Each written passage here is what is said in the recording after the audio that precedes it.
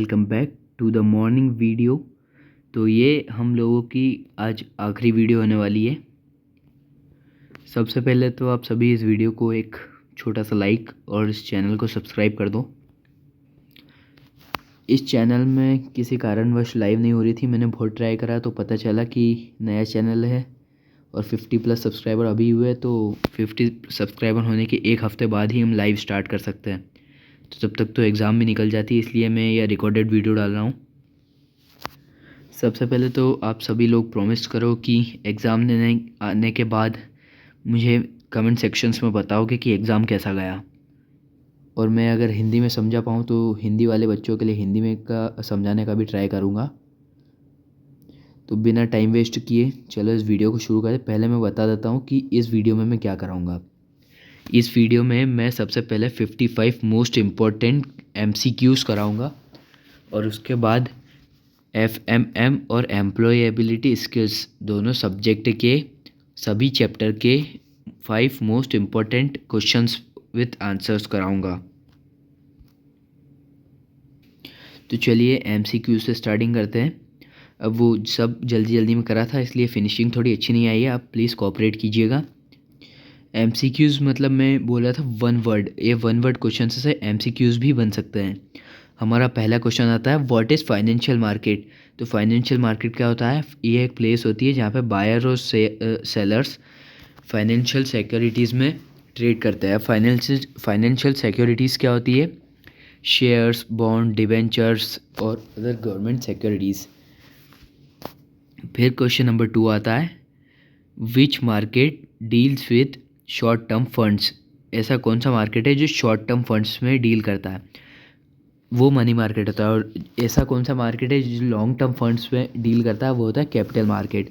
ये दोनों क्वेश्चंस बहुत इंपॉर्टेंट है, ये आपके बिजनेस स्टडीज़ में भी आता है ये दोनों ही क्वेश्चन, और यही दोनों क्वेश्चंस हमारे इकोनॉमिक्स में भी आते हैं।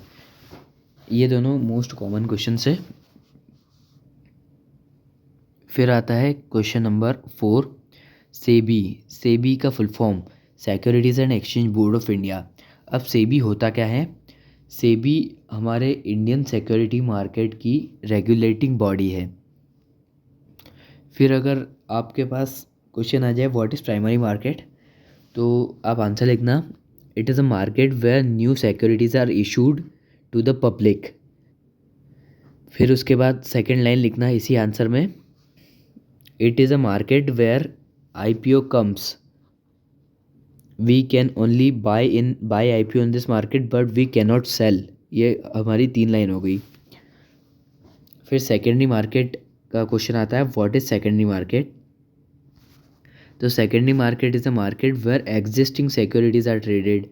यहाँ पे नई सिक्योरिटी में ट्रेड नहीं होता, नई सिक्योरिटी में IPO खरीदते हैं सिर्फ प्राइमरी मार्केट में। और जो सेकेंडरी मार्केट है यहाँ पर जो एग्जिस्टिंग सिक्योरिटीज़ है, मतलब जो पहले से लिस्ट हो चुकी है मार्केट में, उन्हीं सब सिक्योरिटीज़ में। फिर क्वेश्चन 7 आता है what is a share. Share क्या होता है? शेयर एक unit of ownership in a company. Share एक यूनिट होती है, मतलब किसी कंपनी का हिस्सा। एक कंपनी में बहुत सारे शेयर्स होते हैं, और जो इन शेयर को बाई करता है उन्हें शेयर होल्डर्स बोलते हैं। ये वीडियो ज़्यादा लंबी नहीं होने वाली है, ये वीडियो सिर्फ 40 से 50 मिनट की हो सकती है, और अगर कुछ इंपॉर्टेंट मुझे और मिल गया पढ़ाने के लिए तो मैं इस वीडियो को और लंबी भी कर सकता हूँ। फिर आता है हमारा question number 8 what is debenture. Debenture क्या होता है? डिबेंचर एक डेप्ट इंस्ट्रूमेंट होता है। अब डेप्ट इंस्ट्रूमेंट बॉन्ड भी होता है और डिबेंचर भी होता है।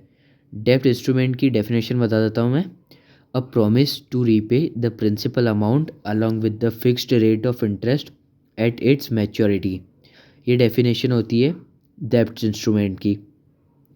डिबेंचर जो होता है लॉन्ग टर्म डेप्ट इंस्ट्रूमेंट होता है। अब डिबेंचर को मैं आपको हिंदी में बता देता हूँ डिबेंचर क्या होता है। डिबेंचर एक टाइप का लोन होता है, मतलब जिसको ऋण बोलते हैं हम। एक टाइप का लोन होता है जो गवर्नमेंट इशू करती है लोकल पब्लिक को। तो लोकल पब्लिक जब डिबेंचर खरीदती है तो उन्हें एक फॉर्म मिलता है, एक जिसमें बता देता है कि ये डिबेंचर के ओनर है। तो डिबेंचर के बेनिफिट्स क्या रहते हैं? डिबेंचर जो भी खरीदता है उसे एक प्रॉमिस मिलता है, प्रॉमिस मतलब एक वादा मिलता है कि जब 1 साल बाद इसी डेट पे जब इस डिवेंचर की मैच्योरिटी होगी तो तुमने जितने पैसे हमें दिए इस डिवेंचर में, हम इस पे 10% इंटरेस्ट देंगे आपको। और वो इंटरेस्ट देना बहुत ज़रूरी होता है, और प्रिंसिपल अमाउंट के साथ मैच्योरिटी डेट पे, पकने की डेट पे। फिर हमारा अगला क्वेश्चन आता है, आईपीओ क्या होता है। आईपीओ का मतलब होता है initial public offer. Initial public offer क्या होता है, जब कोई कंपनी स्टॉक मार्केट में नई नई लिस्ट होने के लिए आती है तो उससे पहले कंपनी आईपीओ लॉन्च करती है, और आईपीओ लॉन्च होता है प्राइमरी मार्केट में। और कंपनी को स्टॉक मार्केट में लिस्ट होने के लिए आईपीओ लॉन्च करना बहुत ज़रूरी होता है। बिना आईपीओ लॉन्च किए कोई भी कंपनी स्टॉक मार्केट में लिस्ट नहीं हो सकती। तो आईपीओ की एक कंडीशन रहती है, मतलब जब भी आईपीओ आता है,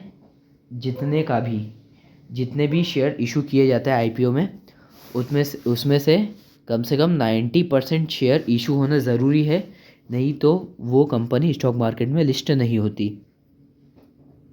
90% आईपीओ को बीट करना ज़रूरी होता है। हम आईपीओ को सिर्फ बाय कर सकते हैं, सेल नहीं कर सकते। और आईपीओ में लॉट में काम होता है। अब लॉट में बता तो लॉट क्या होता है। लॉट मतलब शेयर्स के टुकड़े मतलब छोटे टुकड़े, शेयर का झुंड झुंड। एक लॉट में मान लो 35 शेयर्स। वैसे ही आईपीओ में, जैसे एक आईपीओ है 14,000 शेयर्स का, जिसमें 2 लॉट है और दोनों लॉट में 35 शेयर्स है, मतलब 70 शेयर आ गए। तो शेयर होल्डर जब भी आईपीओ बाय करेगा तो उसे उस कंपनी के 70 शेयर्स ऑलरेडी मिल जाएंगे। वो उन शेयर्स को सेल नहीं कर सकता। वो उन शेयर्स को सेल तभी कर सकता है जब कंपनी स्टॉक मार्केट में लिस्ट हो चुकी होती है, और कंपनी स्टॉक मार्केट में लिस्ट होती है सेकेंडरी मार्केट में। ये होता है प्राइमरी मार्केट और सेकेंडरी मार्केट का रिलेशन। अब आपने एड्स वगैरह, यूट्यूब एड्स वगैरह में कुछ तो सुना होगा, बुलिश और बियरिश। आज मार्केट बुलिश है, आज मार्केट बियरिश है। तो इसमें बुल और बियर का मतलब क्या होता है। इसमें बुल का मतलब होता है मार्केट विथ राइजिंग प्राइसेस, जिस मार्केट के प्राइस बढ़ रहे हैं, मार्केट बहुत ऊपर जा रहा है। और वहीं बियरिश मार्केट या बियर मार्केट इससे जस्ट अपोजिट होता है। इसका मतलब होता है मार्केट विथ फॉलिंग प्राइसेस, मतलब मार्केट में प्राइस गिर रहे हैं, मार्केट नीचे जा रहा है। फिर हमारा अगला क्वेश्चन आता है, what is stock exchange. Stock exchange एक प्लेटफॉर्म होता है सिक्योरिटीज़ को ट्रेड करने के लिए। मतलब स्टॉक एक्सचेंज पैसे के बदले शेयर और शेयर के बदले पैसे क्लियरिंग कॉरपोरेशन से ट्रेडर तक एक्सचेंज करवाता है। फिर क्वेश्चन नंबर 13 आता है, व्हाट इज़ लिक्विडिटी। तो लिक्विडिटी क्या होता है। लिक्विडिटी का मतलब होता है ईज इन कन्वर्टिंग असेट्स इनटू कैश। मतलब जो हमारे शेयर्स है उनको, शेयर्स मतलब असेट्स आप अकाउंट के स्टूडेंट्स हो तो आप सभी को असेट्स मतलब तो पता ही होगा। असेट्स को कैश में मतलब पैसे में कन्वर्ट करने को लिक्विडिटी कहते हैं। जिसमें जितनी आसानी होती है, ईज़ होती है, उसको लिक्विडिटी बोलते हैं। फिर हमारा क्वेश्चन नंबर 14 बनता है, व्हाट इज़ रिस्क। रिस्क क्या होता है। रिस्क का मतलब होता है लॉस की पॉसिबिलिटी, लॉस के चांसेस कितने हैं। लॉस की मतलब घाटे की संभावना कितनी है, उसका मतलब होता है रिस्क। रिस्क का मतलब होता है घाटे की संभावना कितनी होती है। फिर हमारा प्रश्न 15 क्वेश्चन नंबर 15 बनता है, व्हाट इज़ रिटर्न। रिटर्न क्या होता है। अब इन्वेस्टमेंट से जो हमें गेन होता है, जो फ़ायदा हमें होता है इन्वेस्टमेंट से, उसे रिटर्न कहते हैं। अब क्वेश्चंस तो बहुत छोटे छोटे ही है, लेकिन ये जस्ट बेसिक्स क्वेश्चन है, क्योंकि कुछ बच्चों ने कुछ भी नहीं पढ़ा है, और जिन बच्चों ने थोड़ा भी कुछ पढ़ा है उनके लिए ये एक छोटा सा बेसिक का रिविजन्स है। इसके बाद जो मैं क्वेश्चंस कराऊंगा वो थोड़े अच्छे क्वेश्चंस होंगे, जो एग्ज़ाम में आने के चांसेस बहुत ज़्यादा होंगे। इनसे बस आपको डाउट क्लियर हो जाएंगे, जो मैं ये 1 मार्क क्वेश्चन अभी करा रहा हूँ। अब हमारा क्वेश्चन नंबर 15 बनता है, what is mutual fund. Mutual fund क्या होता है। तो म्यूचुअल फंड एक पूल ऑफ फंड्स होता है जो सिक्योरिटीज़ में इन्वेस्ट करता है। अब म्यूचुअल फंड क्या, मैं तुम्हें पूरा सीधा कॉन्सेप्ट बता देता हूँ। जो म्यूचुअल फंड होता है, एमएफ म्यूचुअल फंड में बहुत सारे लोग इकट्ठे पैसे लगाते हैं, बहुत सारे अलग अलग टाइप के इन्वेस्टर पैसे लगाते हैं, कोई कम पैसे लगाता है, कोई ज़्यादा पैसे लगाता है। तो उन पैसों को म्यूचुअल फंड कंपनीज क्या करती है, अच्छे प्लेटफॉर्म पे इन्वेस्ट कर देती है जहाँ से उनको ज़्यादा रिटर्न मिल पाए, और उन्हीं फिर रिटर्न्स के उन्हीं पैसों को रिटर्न्स के साथ फिर म्यूचुअल फंड इन्वेस्टर्स को वापस दे देते हैं। ये होता है म्यूचुअल फंड। अब NAV क्या होता है, इसका सिर्फ आपको फुल फॉर्म याद रखना है। NAV मतलब होता है नेट असेट वैल्यू, मतलब जो हमारा असेट है, हमारी कंपनी के शेयर है, उसकी नेट वैल्यू, उसकी टोटल वैल्यू कितनी है, इसको बोलते हैं नेट असेट वैल्यू, NAV। फिर हमारा क्वेश्चन नंबर 18 बनता है, व्हाट इज डेरिवेटिव। डेरिवेटिव एक इंस्ट्रूमेंट होता है जो उसके अंडरलाइंग असेट पे डिराइव करता है। अब अंडरलाइंग असेट मैंने आपको पिछले चैप्टर में बताया था, फिर भी बता देता हूँ।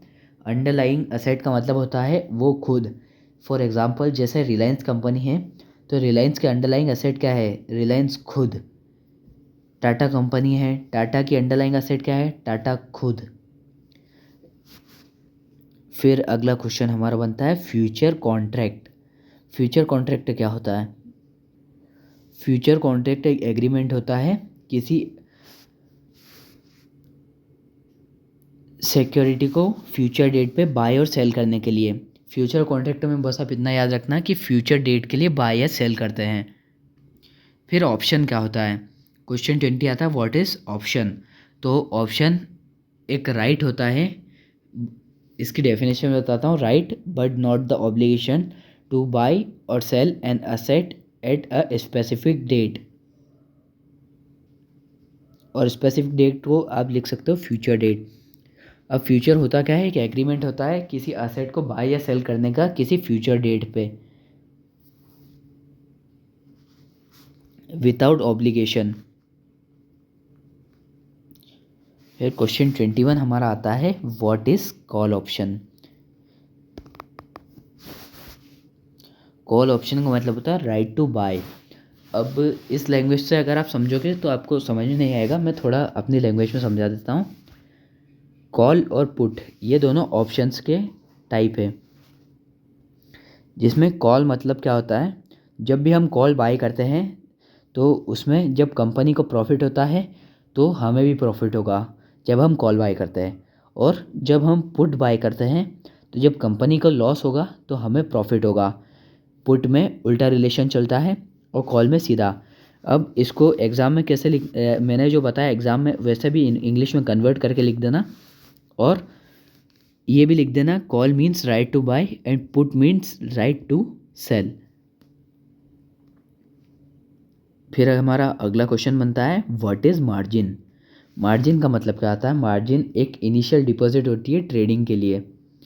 फिर मैंने आपको 3 स्टेप्स बताई थी ट्रेडिंग की, एक हेजिंग, एक स्पेकुलेशन और एक आर्बिट्रेशन। तो हेजिंग क्या होता है, हेजिंग का मतलब होता है एक ही लेवल को बाय करना और उसी लेवल को थोड़े ऊपर से सेल करना। मतलब हेजिंग का मतलब होता है एक ही लेवल को बाय भी करना और सेल भी करना, और उसके डिफरेंस को कैलकुलेट करके प्रॉफिट कमाना। आर्बिट्रेशन क्या होता है, आर्बिट्रेशन का मतलब होता है profit from different price differences, price के जो डिफरेंस होते हैं उनको क्रिएट करके प्रॉफिट कमाना। आर्बिट्रेज होता है प्राइस के डिफरेंस को करके प्रॉफिट कमाना, इसमें रिस्क बहुत कम होती है। फिर स्पेकुलेशन होता है, इसमें हाई रिस्क हाई रिवॉर्ड का वे चलता है, मतलब रिस्क भी ज़्यादा होती है, प्रॉफिट भी ज़्यादा होने के चांस होते हैं। स्पेकुलेशन का मतलब होता है अंदाज़ा। अंदाज़ा मतलब जैसे कोई मार्केट अभी ऊपर चल रहा है तो हम ही बाय कर लेंगे कि ऊपर ही तो चल रहा है, हम ही बाय कर लेते हैं, क्या पता प्रॉफिट मिल जाए। तो क्या पता मतलब इसमें कोई हमने एनालाइज वगैरह कुछ भी नहीं करा था, इसमें सिर्फ इतना था, हमने स्पेकुलेट करा, अंदाज़ा लगाया कि ये ऊपर जा रहा है तो हमें प्रॉफिट देगा। इसे बोलते हैं स्पेकुलेशन, मतलब अंदाज़ा। इसे एक टाइप से सट्टा भी बोलते हैं। फिर हमारा अगला क्वेश्चन आता है क्वेश्चन 27, व्हाट इज़ फैक्टरिंग। तो फैक्टरिंग क्या होता है, फैक्टरिंग का मतलब होता है रिसीवेबल्स को सेल करके कैश लाना। फिर ये इतना इम्पोर्टेंट टॉपिक नहीं है, फिर भी मैं बता देता हूँ, एग्ज़ाम में 1 मार्क क्वेश्चन में आ सकता है। फिर आता है फोरफेटिंग। फोरफेटिंग क्या होता है? एक्सपोर्ट रिसीवेबल फाइनेंसिंग, जो एक्सपोर्ट से जो फाइनेंस रिसीव होता है उसे फोरफेटिंग कहते हैं। फिर क्रेडिट रेटिंग। क्रेडिट रेटिंग का मतलब होता है assessment of credit worthiness.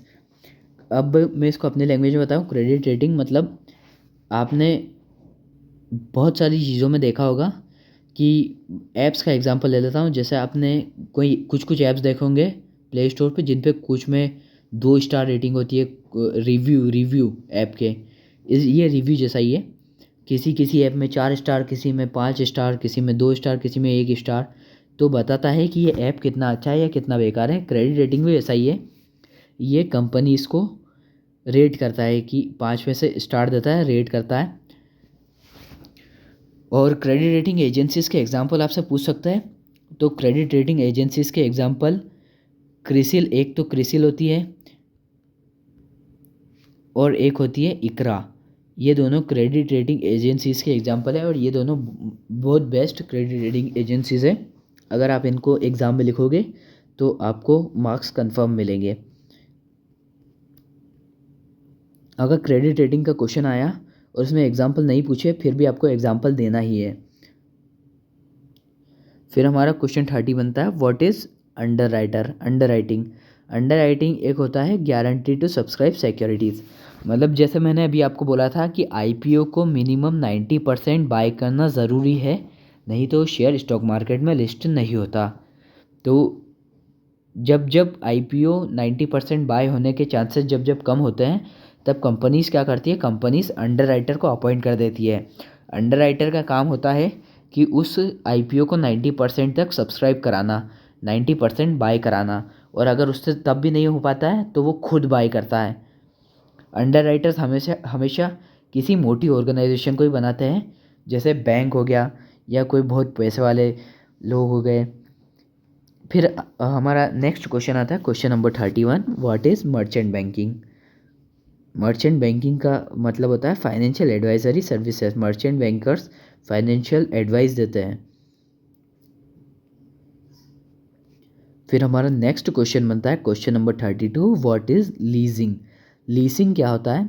Leasing का मतलब होता है रेंट पे देना, रेंटिंग असेट्स, असेट्स को रेंट पे देना, इसको बोलते हैं लीजिंग। असेट्स को किराए पर देने को लीजिंग बोलते हैं। फिर क्वेश्चन नंबर 33 बनता है, what is hire purchase. Hire purchase क्या होता है? तो हायर परचेज का मतलब होता है बाइंग इन इंस्टॉलमेंट्स, मतलब टुकड़ों में खरीदना, इंस्टॉलमेंट्स में खरीदना। फिर हमारा क्वेश्चन 34 बनता है, what is venture capital. Venture capital क्या होता है? वेंचर कैपिटल का मतलब होता है फंडिंग स्टार्टअप। फंडिंग स्टार्टअप से आपको समझ नहीं आया होगा, फिर भी मैं अपने वे में समझाता हूँ। जब भी कोई छोटी मोटी ऑर्गेनाइजेशन बिजनेस स्टार्ट करती है, तो उसे बिजनेस स्टार्ट करने के लिए फ़ंड की ज़रूरत होती है। तो फंड की ज़रूरत के लिए वो उसको कैपिटल की ज़रूरत होती है। कैपिटल के लिए वो क्या करता है, वो बड़े बड़े इन्वेस्टर्स को अपने वेंचर कैपिटल दे देता है, मतलब बड़े बड़े इन्वेस्टर्स से पैसे लेता है और उसके बदले अपने बिजनेस के थोड़े बहुत शेयर्स दे देता है। इसे फंडिंग स्टार्टअप या वेंचर कैपिटल कहते हैं। फिर हमारा क्वेश्चन 35 आता है, व्हाट इज़ डिपॉजिटरी। अब डिपॉजिटरी क्या होता है? डिपॉजिटरी की मैं डेफिनेशन बता दे रहा हूँ। Depository just like bank, it keeps our financial instrument safe in electronic form. अब डिपॉजिटरी, इसको हिंदी वाले बच्चों के लिए बस समझा दो। डिपॉजिटरी एक बैंक जैसी होती है। ये हमारे जो कागज़ पत्र होते हैं इन्वेस्टमेंट के, फाइनेंशियल इंस्ट्रूमेंट्स, इनको इलेक्ट्रॉनिक फॉर्म में सेफ रखती है। अब हमारे इंडिया में 2 टाइप की डिपॉजिटरीज़ होती है। हमारे इंडिया में 2 टाइप की डिपॉजिटरीज़ है, एक है NSDL और दूसरी है CDSL। NSDL का फुल फॉर्म होता है national deposit national security depository limited, और CDSL का फुल फॉर्म होता है सेंट्रल डिपॉजिटरी सर्विसेज लिमिटेड। ये दोनों इंडिया की 2 डिपॉजिटरीज़ है। फिर हमारा नेक्स्ट क्वेश्चन आता है क्वेश्चन नंबर 36। क्वेश्चन 36 पूछता है what is demat account. Demat account क्या होता है? डीमेट अकाउंट एक इलेक्ट्रॉनिक अकाउंट होता है जो हमारे शेयर्स को इलेक्ट्रॉनिकली सेफ रखता है एक अकाउंट में। फिर क्वेश्चन नंबर 37 आता है what is employability skill. Employability skill क्या होता है? एम्प्लॉयबिलिटी स्किल एक स्किल होती है जो जॉब के रीडीनेस को बढ़ाने के लिए होती है। फिर अगला क्वेश्चन आता है question number 38। What is communication skills. Communication skills का मतलब होता है एबिलिटी टू कन्वे इंफॉर्मेशन। मतलब हम किसी जानकारी को किस प्रकार से किसी दूसरे आदमी तक पहुंचा सकते हैं या कोई दूसरे आदमी से जानकारी किस प्रकार से सुन सकते हैं इफ़ेक्टिवली और एफिशिएंटली। फिर हमारा नेक्स्ट क्वेश्चन आता है what is team work. Team work का मतलब होता है वर्किंग टुगेदर इफ़ेक्टिवली, मतलब प्रभावी रूप से एक दूसरे के साथ कार्य करना। फिर हमारा क्वेश्चन नंबर 40 आता है what is problem solving. Problem solving क्या होता है? प्रॉब्लम सॉल्विंग का मतलब होता है फाइंडिंग सॉल्यूशंस टू इश्यूज़, मतलब किसी भी प्रॉब्लम का सॉल्यूशन करना उसको प्रॉब्लम सॉल्विंग बोलते हैं। फिर क्वेश्चन नंबर 41 आता है what is time management. Time management का मतलब होता है समय को प्रभावी रूप से इस्तेमाल करना, मतलब टाइम को इफ़ेक्टिवली यूज़ करना और उसको मैनेज करना। फिर question number 42 what is leadership. Leadership क्या होता है? तो लीडरशिप का आंसर है गाइडिंग अदर्स, मतलब हमारे साथ वाले दूसरे लोगों को गाइड करना, रास्ता दिखाना, सहारा बनना उनका। फिर क्वेश्चन नंबर 43 आता है व्हाट इज़ अडाप्टेबिलिटी। अडाप्टेबिलिटी क्या होता है? अडाप्टेबिलिटी का मतलब होता है एडजस्टिंग टू चेंज। फिर question number 44 what is self motivation. Self motivation क्या होता है? तो सेल्फ मोटिवेशन का मतलब होता है inner drive to achieve goals, goals achieve करने की इनर ड्राइव। फिर question number 45 what is decision making. Decision making का मतलब होता है choosing the best option among alternatives, मतलब आपके जितने भी ऑप्शन है उन सभी में सबसे बेस्ट ऑप्शन को चूज़ करके सबसे बढ़िया डिसीजन बनाओ जो हमारे फर्म को फ़ायदा दे सके। फिर क्वेश्चन नंबर 46 बनता है what is conflict management. Conflict management का मतलब होता है रिजॉल्विंग डिस्प्यूट्स, मतलब प्रॉब्लम्स को सॉल्व करना। डिस्प्यूट्स का मतलब होता है लड़ाई झगड़े, प्रॉब्लम्स या वगैरह वगैरह, इनको सॉल्व करना और मैनेज हमारी ऑर्गेनाइजेशन को अच्छे से मैनेज करना। फिर क्वेश्चन नंबर 47 आता है व्हाट इज़ प्रोफेशनलिज्म। प्रोफेशनलिज्म क्या होता है? Proper work place behaviour. इसका मतलब होता है जहाँ भी आप काम करते हो, जिस भी कंपनी, जिस भी आपका बिजनेस, प्रोफेशनल एम्प्लॉयमेंट आप जो भी हो, उसमें आपका बिहेवियर अच्छा होना चाहिए वर्क प्लेस के थ्रू और वर्क प्लेस के लिए। फिर हमारा क्वेश्चन 48 आता है व्हाट इज़ एथिक्स। एथिक्स का मतलब होता है मोरल प्रिंसिपल्स। आपको एक चैप्टर होगा बिजनेस स्टडीज़ में, शायद 11th में होगा, social responsibilities towards business and business ethics. ये उसी एथिक्स की बात कर रहा है। एथिक्स का मतलब होता है मोरल प्रिंसिपल्स, ऐसे प्रिंसिपल जो बिजनेस के टुवर्ड्स होने चाहिए हमारे। फिर हमारा क्वेश्चन नंबर 49 मतलब क्वेश्चन नंबर 49 पूछता है व्हाट इज़ रिज्यूम। तो रिज्यूम क्या होता है? रिज्यूम का मतलब होता है समरी ऑफ क्वालिफिकेशंस। फिर क्वेश्चन नंबर 50 आता है इंटरव्यू क्या होता है। इंटरव्यू एक प्रोसेस होता है जॉब के सिलेक्शन के लिए, मतलब जो भी कैंडिडेट्स ने जॉब के लिए अप्लाई किया है उन उन सभी को उन सभी में से सबसे बेस्ट एम्प्लॉयज़ को बेस्ट कैंडिडेट को अपने एम्प्लॉय बनाने के लिए सिलेक्ट करना। फिर क्वेश्चन नंबर 51 आता है। क्वेश्चन नंबर 51 बोलता है what is digital literacy. Digital literacy क्या होता है? डिजिटल लिटरेसी का मतलब होता है ability to use digital tools, digital tools को यूज़ करने की एबिलिटी। फिर क्वेश्चन 52 आता है what is critical thinking? Critical thinking क्या होता है? क्रिटिकल थिंकिंग का मतलब होता है इन्फॉर्मेशन, सारी जानकारी को एनालाइज करना लॉजिकल वे से। ये बहुत ही बेसिक्स क्वेश्चंस है। फिर हमारा आता है 54th, what is stress management? Answer, handling stress effectively. Stress को इफेक्टिवली हैंडल करने को स्ट्रेस मैनेजमेंट बोलते हैं। फिर गोल सेटिंग क्या होता है? गोल सेटिंग का मतलब होता है कोई लक्ष्य बिठाना। लक्ष्य बिठाना मतलब जैसे हमारे जो ऑब्जेक्टिव्स है, हमें हमारे बिजनेस के टुवर्ड्स एक ऑब्जेक्टिव सेट करना है, गोल सेट करना है कि आगे जाकर बिजनेस में हमें क्या करना है। वैसा गोल को डिफ़ाइन करें, ऑब्जेक्टिव्स को डिफ़ाइन करें और उसे अचीव करने के लिए कड़ी से कड़ी मेहनत करें। इसी के साथ हमारे बेसिक्स 55 क्वेश्चंस कंप्लीट हो जाते हैं।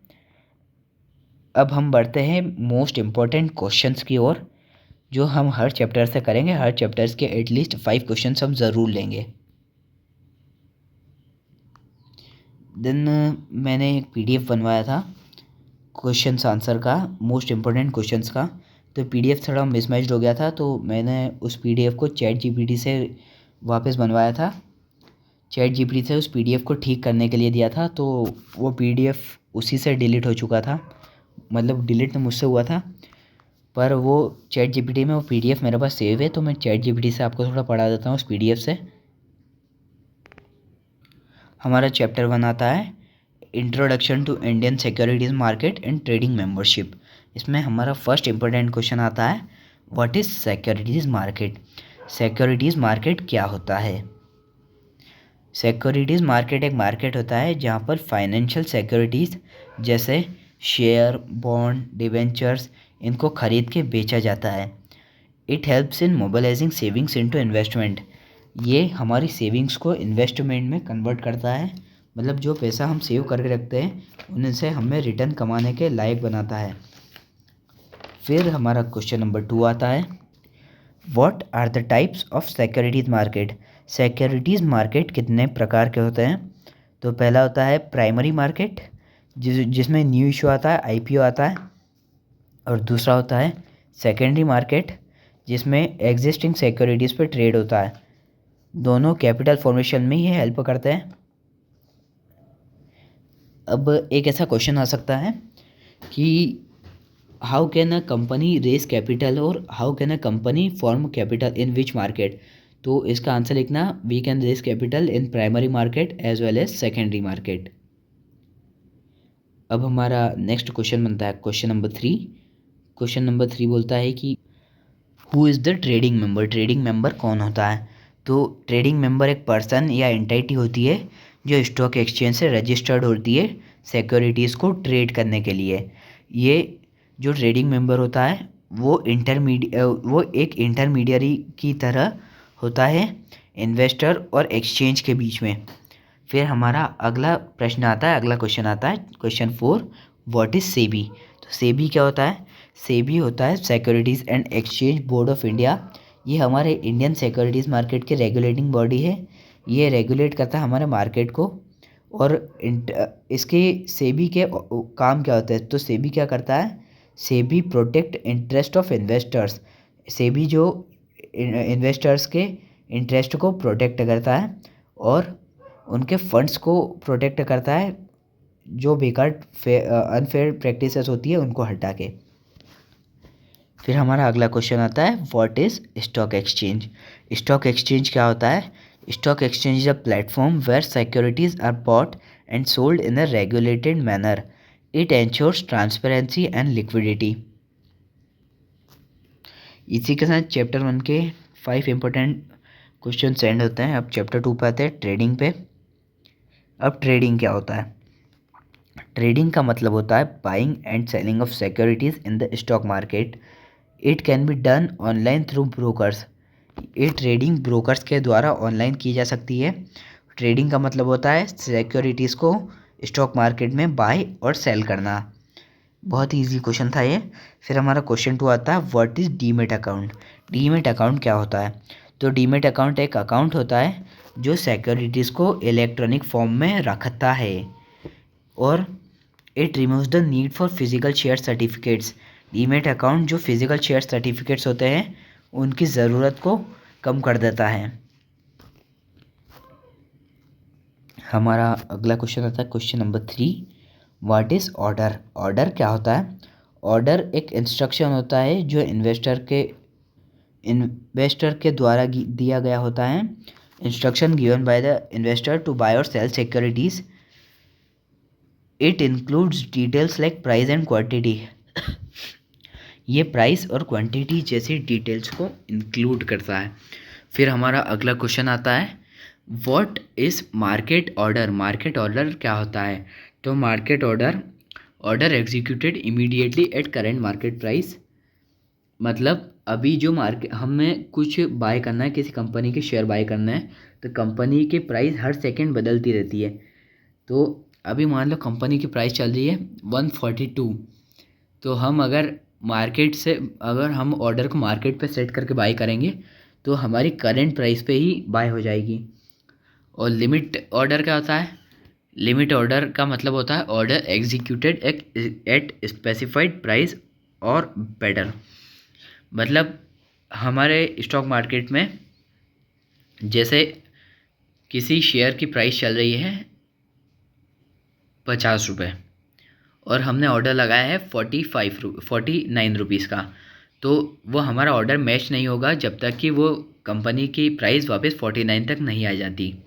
इसे हम कहते हैं लिमिट ऑर्डर। हमारे हिसाब से लिमिट लगाकर शेयर को बाय करना। फिर हमारे 5 इंपॉर्टेंट क्वेश्चन चैप्टर 2 ट्रेडिंग से भी ख़त्म होते हैं। फिर हमारा चैप्टर नंबर 3 आता है clearing, settlement and legal framework. अब क्लियरिंग क्या होता है? What is clearing. क्लियरिंग एक प्रोसेस होता है, process of determining obligations of buyers and sellers. It ensures accurate calculation of trades. Clearing buyers और सेलर्स के ऑब्लिगेशन को डिटरमाइन करता है और सारे एक्यूरेट कैलकुलेशंस को एंश्योर करता है। फिर हमारा क्वेश्चन नंबर 2 आता है, व्हाट इज़ सेटलमेंट। सेटलमेंट क्या होता है? सेटलमेंट का मतलब होता है final transfer of securities end funds between parties. It completes the trading process. Settlement trading process को कंप्लीट कर देता है। जिनको शेयर चाहिए था उनको शेयर दे देता है और जिनने शेयर सेल करे उनको पैसे दे देता है और क्लियरिंग कॉरपोरेशन से एक्सचेंज करवा देता है। फिर हमारा अगला क्वेश्चन था, व्हाट इज़ T+1 सेटलमेंट। अब जो रोलिंग सेटलमेंट मैंने आपको पढ़ाया था, रोलिंग सेटलमेंट होता है T+2 के फॉर्मेट में और ये अब T+1 के फॉर्मेट में होता है। T+1 सेटलमेंट का मतलब होता है सेटलमेंट जो एक ही दिन और एक ट्रेड डे इन पे हो जाता है, जिससे ट्रांजैक्शन कंप्लीट हो जाता है। Trading plus 1 day. फिर हमारा क्वेश्चन नंबर 4 आता है, व्हाट इज़ क्लियरिंग कॉरपोरेशन। तो क्लियरिंग कॉरपोरेशन क्या होती है? पहले मैं बता दूँ, क्लियरिंग कॉरपोरेशन हमारे ट्रेड्स को क्लियर और सेटल करती है और काउंटर पार्टी रिस्क को कम करती है। हमारे इंडिया में क्लियरिंग कॉरपोरेशन है NSCCL, national stock clearing corporation limited.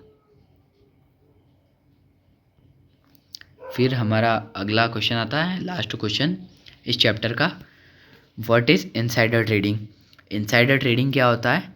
Insider trading illegal trading होती है जो पहले के टाइम पे की जाती थी, जिसको सेबी के एक prohibition of insider trading act ने बंद कर दिया था। अब हम चैप्टर 4 पे आते हैं, फाइनेंशियल स्टेटमेंट एनालिसिस। तो फाइनेंशियल स्टेटमेंट क्या होता है? फाइनेंशियल स्टेटमेंट एक रिपोर्ट होती है जो हमारी कंपनी की फाइनेंशियल पोजीशन बताती है। ये कंपनी के बैलेंस शीट और प्रॉफिट एंड लॉस अकाउंट को इंक्लूड करती है। अब अकाउंट्स में आपने आपकी वो प्रैक्टिकल फाइल बनाई होगी, उसमें कंपनीज़ में आपने यही सब एनालाइज किया होगा। अब हमारा क्वेश्चन 2 आता है, ratio analysis. What is ratio analysis. Ratio analysis क्या होता है? रेशियो एनालिसिस एक मेथड होता है फाइनेंशियल परफॉर्मेंस को एवेल्यूएट करने का रेशियोज़ के through. It helps in decision making या डिसीजन मेकिंग में हेल्प करता है। और लिक्विडिटी रेशियो क्या होता है? Liquidity ratio short term obligations को मीट करता है, जैसे करेंट रेशियो, लिक्विडिटी रेशियो का एग्जांपल हो गया करेंट रेशियो। फिर हमारा क्वेश्चन नंबर 4 आता है व्हाट इज़ प्रॉफिटेबिलिटी रेशियो। तो प्रॉफिटेबिलिटी रेशियो मेजर करता है अर्निंग कैपेसिटी ऑफ बिजनेस, मतलब बिजनेस कितने पैसे कमा सकता है। इसका एग्जांपल हो गया नेट प्रॉफिट रेशियो। फिर क्वेश्चन नंबर 5 बनता है what is balance sheet. Balance sheet क्या होता है? तो बैलेंस शीट एक स्टेटमेंट होता है जो कंपनीज़ की असेट एंड लाइबिलिटीज़ को बताता है, जो कंपनीज़ की फाइनेंशियल पोजीशन को उस समय पे बताता है, उस टाइम पे बताता है। चैप्टर 4 कंप्लीट होता है। तो चैप्टर 5 पे आते हैं इंट्रोडक्शन टू डेरिवेटिव्स। तो डेरिवेटिव्स क्या होते हैं? डेरिवेटिव फाइनेंशियल इंस्ट्रूमेंट्स होते हैं जिनकी वैल्यू उनके अंडरलाइंग एसेट्स पे डिपेंड होती है। For example option, future, swaps, स्वैप्शंस।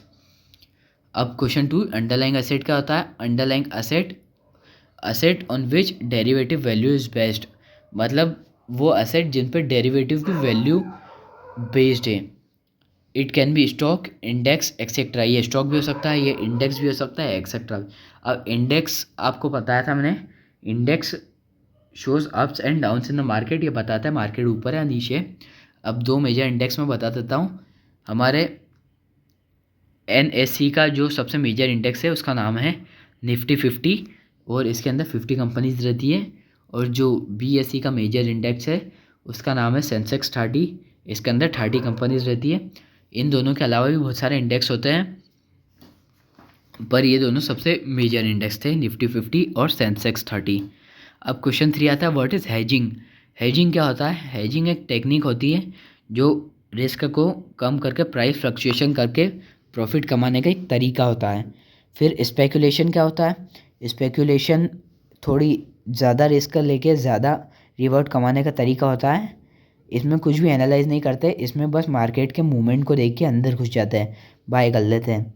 फिर क्वेश्चन नंबर 5 आता है व्हाट इज़ आर्बिट्रेज। आर्बिट्रेज क्या होता है? आर्बिट्रेज का मतलब होता है buying and selling in different markets to earn risk free profits. It exploits price differences.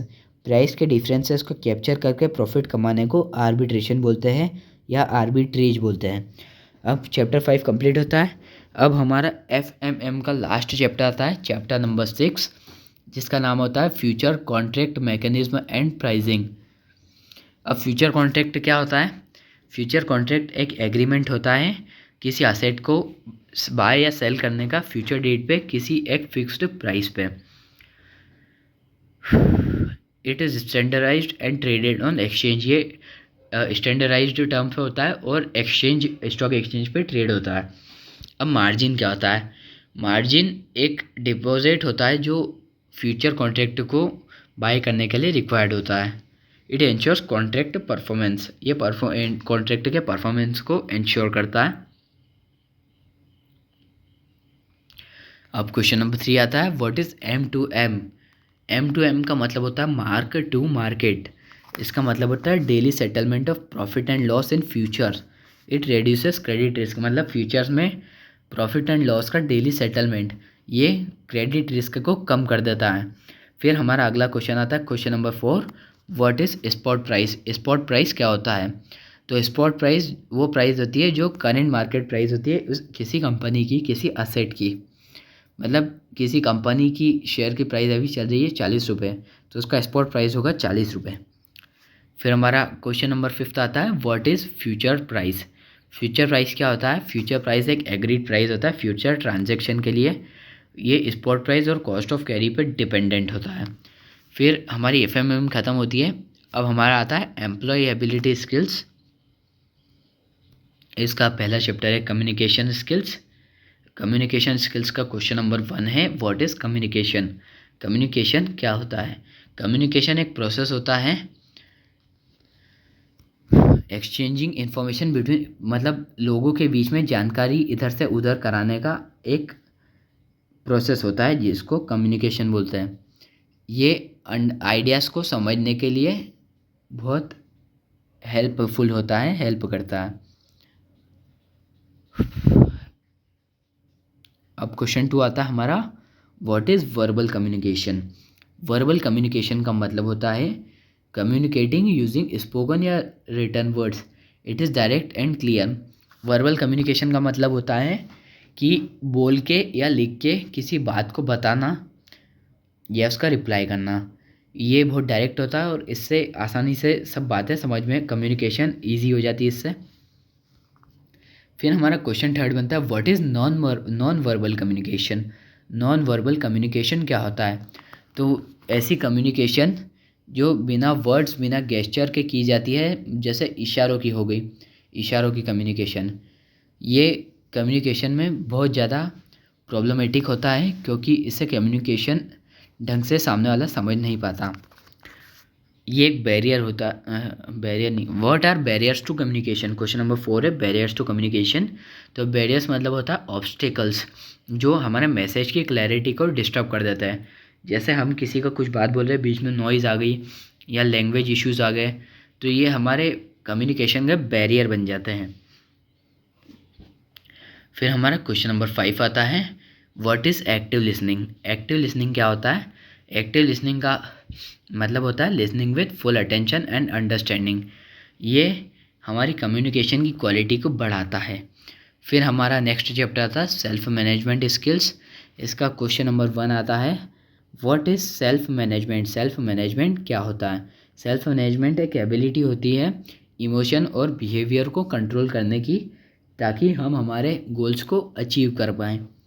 फिर हमारा क्वेश्चन नंबर 2 आता है, what is stress management. Stress management क्या होता है? स्ट्रेस मैनेजमेंट एक टेक्निक होती है स्ट्रेस को कम करने की, जैसे एग्जांपल हो गया मेडिटेशन, एक्सरसाइज। फिर हमारा क्वेश्चन नंबर 3 बनता है, what is time management. Time management क्या होता है? टाइम मैनेजमेंट जैसे planning and using time effectively, time को प्लान करना और उसे अच्छे तरीके से इफ़ेक्टिवली यूज़ करना, जिससे कि प्रोडक्टिविटी बढ़े, इससे कहते हैं टाइम मैनेजमेंट। और सेल्फ मोटिवेशन क्या होता है? हमारा नेक्स्ट क्वेश्चन है question number 4, self motivation. Self motivation का मतलब होता है inner drive to achieve goals. ये किसी पर्सन को फोकस्ड रखता है। फिर हमारा क्वेश्चन नंबर 5 आता है गोल सेटिंग्स, मतलब गोल्स को सेट करना। ये डायरेक्शन बताता है हमारे एफर्ट्स को। फिर हमारा नेक्स्ट चैप्टर आता है आईसीटी स्किल्स। आईसीटी स्किल्स में हमारा क्वेश्चन नंबर 1 आता है, व्हाट इज़ आईसीटी। आईसीटी क्या होता है? आईसीटी एक टेक्नोलॉजी का यूज़ होता है कम्युनिकेशन के लिए, जो कंप्यूटर और इंटरनेट को इंक्लूड करता है। फिर इंटरनेट क्या होता है? इंटरनेट एक ग्लोबल नेटवर्किंग कनेक्टिंग कंप्यूटर्स होता है, कंप्यूटर होता है जो कंप्यूटर पे चलता है। इट प्रोवाइड्स इंफॉर्मेशन सर्विसेज, ये इंफॉर्मेशन और सर्विसेज को इधर से उधर पहुंचाता है इंटरनेट। फिर हमारा क्वेश्चन नंबर 3 आता है, व्हाट इज़ ईमेल। ईमेल क्या होता है? ईमेल एक इलेक्ट्रॉनिक मेल होता है जो किसी मैसेजेस को सेंड करने के लिए काम आता है, और ये बहुत फास्टर होता है और रिलायबल होता है। फिर हमारा क्वेश्चन नंबर 4 आता है, व्हाट इज़ स्प्रेडशीट। स्प्रेडशीट क्या होता है? स्प्रेडशीट एक सॉफ्टवेयर होता है जो कैलकुलेशन और डेटा एंट्री और डेटा एनालिसिस के लिए बनाया जाता है। स्प्रेडशीट का एग्जांपल हो गया MS एक्सेल, मतलब माइक्रोसॉफ्ट एक्सेल। फिर हमारा क्वेश्चन नंबर 5 आता है, what is cyber safety. Cyber safety क्या होता है? अब इतने आंसर बताए, गलत हो गया। साइबर सेफ्टी का मतलब होता है protection from online threats. Online threat से प्रोटेक्शन, ऑनलाइन जो फ्रॉड्स वगैरह हो रहे हैं उनसे प्रोटेक्शन। ये सेफ इंटरनेट यूजेज को इंश्योर करता है। फिर हमारा नेक्स्ट चैप्टर आता है एंटरप्रेन्योरियल स्किल्स। इसमें हमारा क्वेश्चन नंबर 1 होता है, व्हाट इज़ एंटरप्रेन्योरशिप। इसका मतलब होता है process of starting a new business, it involves risk and innovation. मतलब एंटरप्रेन्योरशिप का मतलब होता है किसी नए बिजनेस को स्टार्ट करने का प्रोसेस, और ये इन्वॉल्व करता है रिस्क एंड इनोवेशन। मतलब इसमें रिस्क भी इन्वॉल्व होती है और नए नए इनोवेशन, नए नए आइडियाज़ भी इन्वॉल्व होते हैं। फिर क्वेश्चन नंबर 2 आता है, व्हाट इज़ एंटरप्रेन्योर। एंटरप्रेन्योर कौन होता है? एंटरप्रेन्योर वो पर्सन होता है जो किसी बिजनेस को स्टार्ट और मैनेज करता है। और किसी प्रॉफिट के लिए रिस्क लेता है, प्रॉफिट कमाने के लिए रिस्क लेता है। क्वेश्चन नंबर 3 आता है what is business opportunity. Business opportunity का मतलब होता है एक प्रॉफिटेबल बिजनेस को खड़ा करने के लिए अपॉर्चुनिटी जो कस्टमर की नीड्स को सेटिस्फाई कर सके। फिर हमारा क्वेश्चन नंबर 4 आता है। क्वेश्चन नंबर 4 है what is risk taking. Risk taking क्या होता है? तो रिस्क टेकिंग का मतलब होता है ability to face uncertainty in business. Business में अनसर्टेनिटी को फेस करने की एबिलिटी, ये सक्सेस के लिए बहुत ज़रूरी होती है। फिर हमारा क्वेश्चन नंबर 5 आता है इनोवेशन क्या होता है। इनोवेशन का मतलब होता है नए नए आइडियाज़ और नए नए मेथड्स को बनाना, इंट्रोड्यूस करना। ये प्रोडक्ट और सर्विस को इम्प्रूव करती है। पढ़ाता गला बहुत भयंकर दर्द कर रहा है, आप क्या कर सकते हैं। आप सबके लिए कितनी मेहनत करनी पड़ रही है। फिर हमारा नेक्स्ट चैप्टर आता है ग्रीन स्किल्स। मेरी आवाज़ भी आपको बहुत अलग लग रही होगी अब वीडियो के एंड में आते हैं तक। ग्रीन स्किल्स का हमारा फर्स्ट क्वेश्चन आता है what is green economy. Green economy क्या होती है? ग्रीन इकोनॉमी एक इकोनॉमी होती है जो फोकस्ड होती है सस्टेनेबल डेवलपमेंट में, जो कि एनवायरमेंटल डैमेज को रिड्यूस कर देती है। फिर हमारा क्वेश्चन नंबर 2 आता है सस्टेनेबिलिटी। सस्टेनेबिलिटी क्या होता है? सस्टेनेबिलिटी का मतलब होता है रिसोर्सेज को बिना हानि पहुंचाए फ्यूचर की जनरेशन के लिए सेफ रखना, जो कि एक बैलेंस क्रिएट करके रखता है प्रेजेंट जनरेशन और कमिंग जनरेशन के बीच में। फिर हमारा नेक्स्ट क्वेश्चन आता है question number 3 what is waste management. Waste management क्या होता है? वेस्ट मैनेजमेंट का मतलब होता है सारे वेस्ट को प्रॉपर तरीके से रिसाइकल करना और उसको डिस्पोज कर देना, ताकि हमारा इन्वायरमेंट सेफ रहे, प्रोटेक्ट रहे। फिर क्वेश्चन नंबर 4 आता है what is climate change. Climate change क्या होता है? क्लाइमेट चेंज का मतलब होता है long term change in weather pattern, मतलब वेदर पैटर्न में लॉन्ग टर्म चेंज जो कि हमारा ग्लोबल एनवायरनमेंट में अफेक्ट करता है, जैसे ग्रीन हाउस इफेक्ट डालता है, गैस एमिशंस वगैरह। फिर हमारा लास्ट क्वेश्चन आता है रीन्यूएबल एनर्जी। रीन्यूएबल एनर्जी क्या होती है?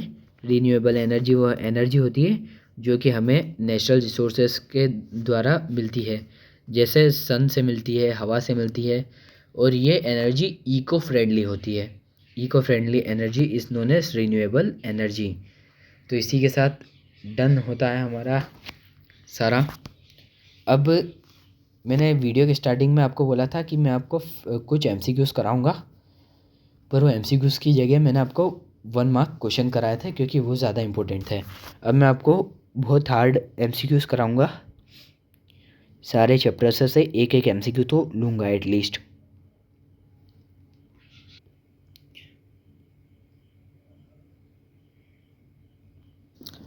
इसको स्टार्ट करने से पहले मैं आपको एक हिंट बोलता हूँ। एक ऐसी बात जो आपको हमेशा याद रखनी है, कभी भी आपके दोस्त को किसी इंपॉर्टेंट काम पे भरोसा मत करना। मैंने भरोसा किया था पीडीएफ बनवाने के लिए, अब सब पीडीएफ बिगाड़ दिया, तो मेरे को अब ये चैट जीपीटी से ठीक करना पड़ रहा है। तो मैंने हर चैप्टर से 2 हार्डेस्ट क्वेश्चन लिए थे जिसको चैट जीपीटी की मदद से मैंने ठीक किए। हमारे chapter 1 introduction to Indian securities market and trading membership का क्वेश्चन नंबर 1 आता है which segment deals with already issued securities. मतलब ऐसा कौन सा सेगमेंट है जो ऑलरेडी डीलेड सिक्योरिटीज़ में डील करता है। डील को डीले पड़ गया, बहुत मेहनत कर रहा हूँ, आधी रात को जग के बना रहा हूँ, मेरा गला दुख गया इधर। इसका आंसर होगा answer number B secondary market, क्योंकि सेकेंडरी मार्केट में ऑलरेडी इशूड सिक्योरिटी में डील होता है, प्राइमरी मार्केट में न्यू इशूड सिक्योरिटीज़ में डील होता है। फिर हमारा क्वेश्चन 2 आता है who regulates Indian securities market. Indian securities market को कौन रेगुलेट करता है? तो आंसर होगा सेबी, क्योंकि सेबी हमारे इंडियन मार्केट के रेगुलेटिंग बॉडी है। इसका फुल फॉर्म होता है securities and exchange board of India.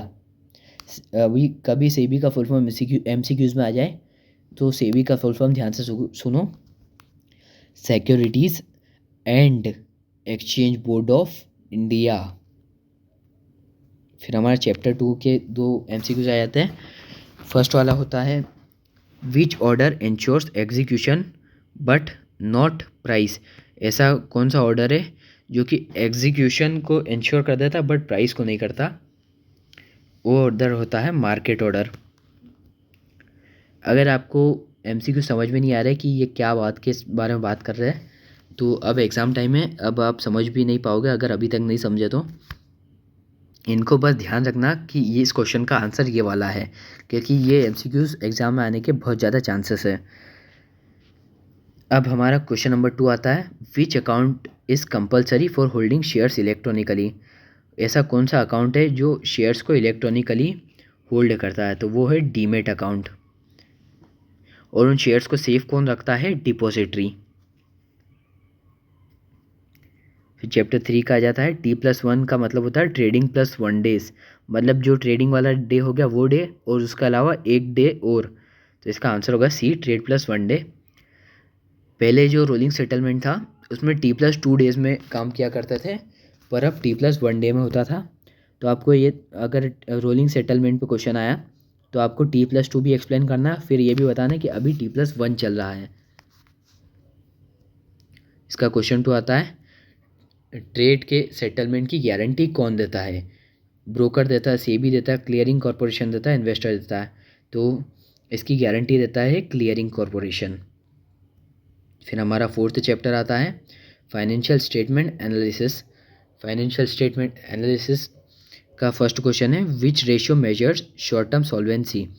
कौन सा रेशियो शॉर्ट टर्म सॉल्वेंसी को मेजर करता है? Liquidity ratios. अब अकाउंट के क्वेश्चन है ये, तो आप में से कुछ लोगों को तो आते होंगे जिन्होंने अकाउंट अच्छे से पढ़ा था।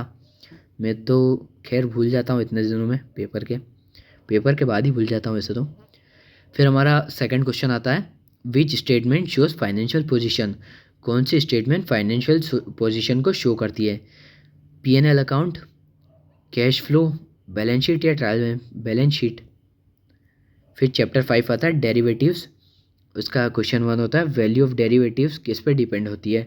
उसके अंडरलाइंग एसेट पे। ये इसी वीडियो में मैंने कम से कम 4 बार आपको बोल दिया है कि डेरिवेटिव की वैल्यू उसके अंडरलाइंग एसेट पे डिपेंड होती है।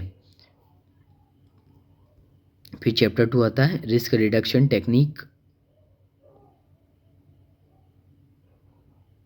को क्या बोलते हैं? रिस्क रिडक्शन टेक्निक को बोलते हैं हेजिंग। फिर चैप्टर 6 में आता है daily settlements in future. Future में डेली सेटलमेंट को क्या बोलते हैं? फ्यूचर में डेली सेटलमेंट को मार्क टू मार्केट बोलते हैं। इसी वीडियो में मैंने ये टॉपिक आपको बताया था। अब ये जो जो टॉपिक रिपीट हो रहे हैं ये आप समझ लेना कि बहुत इंपॉर्टेंट है। और हाँ, आपसे एक रिक्वेस्ट है, प्लीज़ एग्ज़ाम होने के बाद एक बार मेरे चैनल पर आइएगा, एक प्यारी सी कमेंट करके बताइएगा कि आपका एग्ज़ाम कैसा गया। मैं एक पोल भी डाल दूँगा, तब तक एग्ज़ाम से आने के बाद उस पोल का भी आंसर दे देना। फिर हमारा सेकंड क्वेश्चन आता है future prices is mainly based on. Future prices किस पे बेस्ड होते हैं? स्पॉट प्राइस और कॉस्ट पे। फिर एम्प्लॉयबिलिटी स्किल्स में which is not a barrier to communication. में से कम्युनिकेशन का बैरियर क्या नहीं है? अब किसी से कम्युनिकेशन करेंगे, बीच में नॉइज़ होगा तो वो तो बैरियर ही होगा। अब हम दोनों की लैंग्वेज अलग है और हम कम्युनिकेशन नहीं कर पा रहे तो वो भी बैरियर होगा। फिर हम कम्युनिकेशन में किसी से फीडबैक लेते हैं तो ये कम्युनिकेशन का एक पार्ट है, ये बैरियर नहीं होता। और इमोशन, अगर हम कम्युनिकेशन के बीच में इमोशंस बताएंगे तो हमारी कम्युनिकेशन बीच में प्रॉब्लमेटिक होगी। तो इसका आंसर होगा आंसर सी फीडबैक। फिर हमारा सेकंड होता है नॉन वर्बल कम्युनिकेशन। क्या इंक्लूड करता है? गेस्चर्स। फिर सेल्फ मैनेजमेंट स्किल्स का चैप्टर आ जाता है। सेल्फ मैनेजमेंट स्किल्स में which helps in achieving goals effectively. हमारे गोल्स को इफ़ेक्टिवली अचीव करने के लिए क्या हेल्प करता है? Laziness, time management, delay, fear. Time management. Option भी सबसे अलग ही जा रहा है और बहुत इजी क्वेश्चन भी है। फिर question 2 which is an internal motivation factor. अब इंटरनल मोटिवेशन में क्या होता है? हम इंसान को मेंटली मोटिवेट करता है, और जो हमारा एक्सटर्नल मोटिवेशन होता है उसमें हम इंसान को फिज़िकली मोटिवेट करते हैं किसी रिवार्ड इंसेंटिव गिफ्ट देके। तो इसमें रिवार्ड तो एक्सटर्नल हो गया, सैलरी भी एक्सटर्नल है, सेल्फ सेटिस्फेक्शन इंटरनल है, क्योंकि ये मेंटली सेटिस्फेक्शन और मेंटली मोटिवेट कर रहा है एम्प्लॉय को। फिर हमारा नेक्स्ट चैप्टर आता है आईसीटी स्किल्स। इसका फर्स्ट एमसीक्यू होता है which is not an ICT tool. इनमें से आईसीटी टूल क्या नहीं है? कंप्यूटर, इंटरनेट, प्रिंटर, चौक। तो आंसर डी चौक, क्योंकि ऑप्शन भी सबसे अलग ही जा रहा था। इतने आसान क्वेश्चन अगर एग्जाम में आ गए ना तो टॉप मार लोगे आप बच्चों तो सब। फिर हमारा क्वेश्चन 2 आता है which is used for calculation. Calculation के लिए क्या यूज़ होता है? Word, Excel, Paint browser. Excel use होता है स्प्रेडशीट में। फिर नेक्स्ट चैप्टर आता है entrepreneurial skills. Entrepreneur is a person who work for others, starts business, teachers students, does job only. तो एंटरप्रेन्योर्स का आंसर है बी, स्टार्ट्स बिजनेस, क्योंकि एंटरप्रेन्योर बिजनेस को स्टार्ट करता है। और जिसमें जो ऑप्शन सी है, ऑप्शन सी मेरे लिए है teachers students. Teachers students to achieve their result effectively and efficiently, ये मेरा है। वैसे आप लोगों को मेरा नाम नहीं मालूम होगा, मेरा नाम है प्रियांशु। तो मैं चैनल खोला था FMM विद प्रियांशु, तो मैंने सोचा था मेरा नाम लिखूँगा, दोस्त तक वीडियो पहुँची तो दोस्त देखेंगे, मजाक उड़ाएंगे। तो मैंने कहा मुझे सिर्फ बच्चों को पढ़ाना है, तो इसलिए FMM विद अपना भाई, क्योंकि मैं तो तुम्हारा भाई हूँ, टीचर भाई, तुम जो मानो वो मान लो मुझे। फिर हमारा क्वेश्चन 2 आता है विच इन्वॉल्व्स अनसर्टेनिटी। अनसर्टेनिटी किस में होती है? रिस्क में। मतलब क्वेश्चन देख के आंसर मालूम पड़ जाता है, इतना आसान है। अब हमारा लास्ट चैप्टर आता है what is renewable energy. Renewable energy solar energy होती है। फिर सस्टेनेबल डेवलपमेंट का मतलब क्या होता है? आंसर सी होगा, बैलेंस्ड यूज ऑफ रिसोर्सेज को अच्छे तरीके से बैलेंस्डली यूज़ करें ताकि हमारी जनरेशन और आने वाली जनरेशन्स में बैलेंस बना रहे। अब रुको इतनी जल्दी खुश मत हो, वीडियो ख़त्म नहीं हुई है, अभी तो और भी इम्पोर्टेंट बाकी है। तुम मुझसे पढ़ रहे हो तो तुमको पढ़ाऊँगा तो अच्छे से ही ना यार। अब PDF नहीं तो प्रॉब्लम आ रही है, दोस्तों ने सारी PDF बिगाड़ दी है। अब मैं हमारे पूरे कोर्स में जितने भी फार्मूलाज़ है वो फार्मूलाज़ आपको एक बार बता रहा हूँ, उन फार्मूलाज़ को एक बार आप रिवाइज़ कर लीजिए। एग्ज़ाम में कम से कम 2 फार्मूलाज़ के क्वेश्चन तो आएंगे ही आएंगे। पहला करंट रेशियो का फार्मूला क्या होता है? Current assets upon current liability. Quick ratio का फार्मूला क्या होता है? Quick assets upon current liabilities. फिर डेब्ट इक्विटी रेशियो का फार्मूला आता है टोटल डेब्ट अपॉन टोटल इक्विटी। फिर नेट प्रॉफिट रेशियो का फार्मूला क्या होता है? Net profit upon revenue into 100। बहुत इंपॉर्टेंट फार्मूलाज हैं, इनको याद रख लीजिएगा। GP रेशियो का फार्मूला क्या होता है? Gross profit upon revenue into 100। फिर रिटर्न ऑन इन्वेस्टमेंट का फार्मूला होता है net profit upon investment into 100। फिर चैप्टर 6 में से फार्मूला है फ्यूचर प्राइस का फार्मूला आता है spot price plus cost of carry. फिर कॉस्ट ऑफ कैरी का फार्मूला आता है storage cost plus interest cost minus income. फिर profits in future, profit is equals to selling price minus buying price. Chapter 5 derivatives में formula था payoff का formula था final price minus strike price. फिर call option profit का formula होता है market price minus strike price. फिर put option में प्रॉफिट का फार्मूला था strike price minus market price. फिर चैप्टर 2 और 3 में ट्रेडिंग और क्लियरिंग में कोई ज़्यादा बड़े न्यूमेरिकल तो नहीं है, पर कंसेप्ट है जैसे T+1 सेटलमेंट। पहले T+2 चलता था और हमारे कोर्स में भी T+2 ही है, और अभी जो चल रहा है वो T+1 है। तो आपको ये भी लिखना है कि अभी T+2 चलता था और अभी करेंटली T+1 चल रहा है। फिर मार्जिन का परसेंट ऑफ कॉन्ट्रैक्ट वैल्यू। फिर एम्प्लॉयबिलिटी स्किल्स में आईसीटी स्किल्स में फॉर्मूला है परसेंटेज का है वैल्यू अपॉन टोटल इंटू 100। फिर एवरेज का फॉर्मूला है sum of values upon number of values. फिर एंटरप्रेन्योरल स्किल्स में प्रॉफिट का formula selling price minus cost of price. Loss का formula cost of price minus selling price. फिर हमारा last chapter green skills में formula एक आता है total emissions sum of all carbon emission source. तो ये इसमें से हमारे सारे फार्मूलाज रिवाइज हो जाते हैं। फिर से चैट जीपीटी से करना पड़ा, सारे पीडीएफ ही बिगाड़ दिए।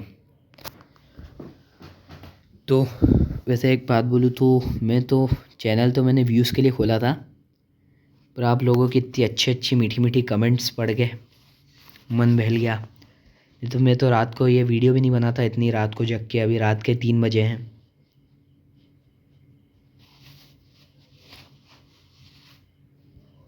अब इसमें जो हमारा इम्पोर्टेंट टॉपिक है वो है eligibility criteria. Trading member, stock broker का ट्रेडिंग मेंबर बनने के लिए क्या क्या एलिजिबिलिटी क्राइटेरिया होते हैं। पहला एलिजिबिलिटी होता है वो इंडिया का सिटीज़न होना चाहिए, must be citizen of India, जिसकी मिनिमम क्वालिफ़िकेशन 12th पास होनी चाहिए सीबीएसई लेवल से तक की। और वो NIS ने नेशनल इंस्टीट्यूट वाला कोई ये सर्टिफिकेशन करना चाहिए। NISM ही लिख देना आप, तो फुल फॉर्म तो मुझे पता था पर अभी ध्यान नहीं आ रहा। जो उसको NISM का सर्टिफिकेट पास करना चाहिए। उसका फाइनेंशियल बैकग्राउंड अच्छा होना चाहिए, कोई क्रिमिनल रिकॉर्ड नहीं होना चाहिए। और इसके लिए जो मनी रिक्वायर्ड होता है वो 10 लाख से 50 लाख होता है अप्रोक्सीमेटली। ये मैंने बात करी ट्रेडिंग मेंबर की। और मिनिमम 18 ईयर्स का होना चाहिए। और अपर एज लिमिट तो कुछ नहीं है इसमें। फिर सब ब्रोकर बनने के लिए क्या क्या, सब ब्रोकर या AP ऑथोराइज्ड पर्सन बनने के लिए क्या क्या एलिजिबिलिटी क्राइटेरिया होते हैं। इनकी बेसिक एजुकेशन 10th से 12th पास तक होनी चाहिए। किसी ब्रोकर के अंदर रजिस्टर होने चाहिए। NISM सर्टिफिकेट रिक्वायर्ड होता है। और इनमें मनी लगता है 50,000 से 2 लाख। इनकी एज लिमिट इनमें भी 18 ईयर्स ही है। फिर हमें डीलर बनना हो, किसी ब्रोकर के अंदर काम करना हो, सब ब्रोकर, उसके लिए 12th पास होना ज़रूरी है, NISM का सर्टिफिकेट, और किसी ब्रोकरेज फर्म में काम करना चाहिए। किसी ब्रोकरेज फर्म में काम का एक्सपीरियंस होना चाहिए। और इसमें कोई पर्सनल इन्वेस्टमेंट नीडेड नहीं होती और एज भी मिनिमम 18 ईयर्स ही चाहिए होती है। फिर इंस्टीट्यूशनल ट्रेडिंग मेंबर बनने के लिए आपकी एलिजिबिलिटी होनी चाहिए, कंपनी होना चाहिए आप खुद ही, स्ट्रॉन्ग फाइनेंशियल पोजीशन होनी चाहिए आपकी कंपनी की, और सेबी से रजिस्टर्ड होना चाहिए, जिसमें एक बहुत ज़्यादा कैपिटल लगता है, कम से कम अप्रोक्सीमेटली 1 करोड़ से ऊपर ही लगता है वैसे तो। जिसमें एज लिमिट कोई एप्लीकेबल नहीं है, कंपनी बेस्ड रहता है। ये सारे एलिजिबिलिटी क्राइटेरियाज बता दिए। इन एलिजिबिलिटी क्राइटेरियाज में मैंने 3-4 बताए। इन तीनों चारों में से एक क्वेश्चन तो कंफर्म है। अगर क्वेश्चन नहीं आया तो चैनल बंद कर दूंगा। एक क्वेश्चन कंफर्म है इनमें से। अब मैं लेके आया हूँ वापस सबसे इम्पोर्टेंट डिफरेंसेस। पूरे कोर्स में जो सबसे इम्पोर्टेंट डिफरेंसेस है, सबसे पहला डिफरेंस आता है प्राइमरी मार्केट और सेकेंडरी मार्केट का। अब मैंने पूरा इनको प्रॉपर फॉर्मेट में तो नहीं किया है, पर हाँ मैंने इतना कर दिया है कि आप दोनों को इनके बीच का डिफरेंस समझ में आ जाए, अंतर समझ में आ जाए, और कुछ डाउट हो तो उनमें से कभी क्लियर भी हो सकता है। प्राइमरी मार्केट और सेकेंडरी मार्केट का डिफरेंस देख लेते हैं। प्राइमरी मार्केट नए सिक्योरिटीज़ के लिए इशू होता है जी, नहीं, प्राइमरी मार्केट में नए सिक्योरिटीज़ इशू होता है, और सेकेंडरी मार्केट में एग्जिस्टिंग सिक्योरिटीज़ में ट्रेड होता है।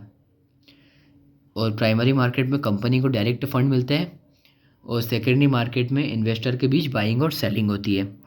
फिर दूसरा डिफरेंस आता है ब्रोकर और सब ब्रोकर के बीच में। तो ब्रोकर स्टॉक एक्सचेंज का वो मेंबर होता है और डायरेक्टली ट्रेड कर सकता है। ब्रोकर मतलब स्टॉक एक्सचेंज का मेंबर ही होता है जो डायरेक्टली ट्रेड कर सकता है। और जो सब ब्रोकर होता है वो ब्रोकर के अंदर काम करता है, जो डायरेक्टली एक्सचेंज का एक्सेस नहीं रखता, जिसके पास डायरेक्टली ट्रेड का एक्सेस नहीं होता। फिर NSE BSE के बीच में डिफरेंस आ गया। National stock exchange, Bombay stock exchange, ये बहुत बड़े स्टॉक एक्सचेंज है। NSE दुनिया का सबसे बड़ा स्टॉक एक्सचेंज है। NSE जो है वो फुल्ली इलेक्ट्रॉनिक ट्रेडिंग सिस्टम है जो 1992 में स्टार्ट हुआ था और 1992 में ही सेबी भी इस्टेब्लिश हुआ था। फिर बॉम्बे स्टॉक एक्सचेंज एशिया का सबसे ओल्डेस्ट एक्सचेंज है, स्टार्टेड इन 1875। एशिया का सबसे ओल्डेस्ट, सबसे पुराना एक्सचेंज जो है वो बॉम्बे स्टॉक एक्सचेंज है और दुनिया का जो अभी सबसे बड़ा एक्सचेंज है वो है नेशनल स्टॉक एक्सचेंज। फिर market order versus limit order, इन दोनों में भी डिफरेंस है। मार्केट ऑर्डर तुरंत एग्जीक्यूट हो जाता है करंट प्राइस पे, जो प्राइस अभी चल रही है, और लिमिट ऑर्डर जब उस प्राइस, जिस प्राइस पर अपन सेट करते हैं उस प्राइस पर अगर करंट प्राइस आई कंपनी की तभी बाय होगा, नहीं तो बाय नहीं होगा। फिर क्लियरिंग और सेटलमेंट में डिफरेंस आ जाता है। क्लियरिंग का मतलब होता है ऑब्लिगेशन कैलकुलेट होता है और सेटलमेंट में final transfer of securities and money होता है। सिक्योरिटीज़ और पैसे का फाइनल ट्रांसफ़र होता है इसमें सेटलमेंट में। और क्लियरिंग में जो भी बीच में बाधाएं आ रही थी, ऑब्लिगेशंस आ रही थी, वो ठीक होता है और कैलकुलेट होता है। फिर हमारा 6th आता है हेजिंग और स्पेकुलेशन के बीच में डिफरेंस। हेजिंग रिस्क को कम करने के लिए किया जाता है, स्पेकुलेशन प्रॉफिट कमाने के लिए किया जाता है। हेजिंग में रिस्क कम रहती है, स्पेकुलेशन में रिस्क ज़्यादा रहती है। फिर हमारा 7th आता है फ्यूचर्स वर्सेस ऑप्शन। ऑप्शन और फ्यूचर्स में डिफरेंस। फ्यूचर्स में कॉन्ट्रैक्ट मैंडेटरी नहीं होता है एग्जीक्यूट करना, और ऑप्शंस में राइट होता है, ऑब्लिगेशन नहीं होता है, बायर चूज़ कर सकता है। फिर कॉल ऑप्शन और पुट ऑप्शन में डिफरेंस। कॉल ऑप्शन बाय करने के लिए क्या राइट देता है, पुट ऑप्शन सेल करने का राइट देता है। स्पॉट प्राइस और future price. Spot price current market price होती है और फ्यूचर प्राइस फ्यूचर डिलीवरी के लिए एग्रीड प्राइस होती है। फिर आता है ग्रॉस प्रॉफिट और वर्सेस नेट प्रॉफिट। तो ग्रॉस प्रॉफिट क्या होता है, sales minus cost of goods sold, और नेट प्रॉफिट और ऑल एक्सपेंस, सारे एक्सपेंस को डिडक्ट करने के बाद जो प्रॉफिट बचता है वो नेट प्रॉफिट होता है। और ग्रॉस प्रॉफिट, एक और बात देख लो, ग्रॉस प्रॉफिट जो होता है वो sales minus cost of goods sold, जो सेल्स हुई है उसमें से जो भी गुड्स सोल्ड करने में कॉस्ट लगी है उसको माइनस कर देते हैं। नेट प्रॉफिट में वो सारे एक्सपेंस डिडक्ट करने के बाद बचा प्रॉफिट होता है।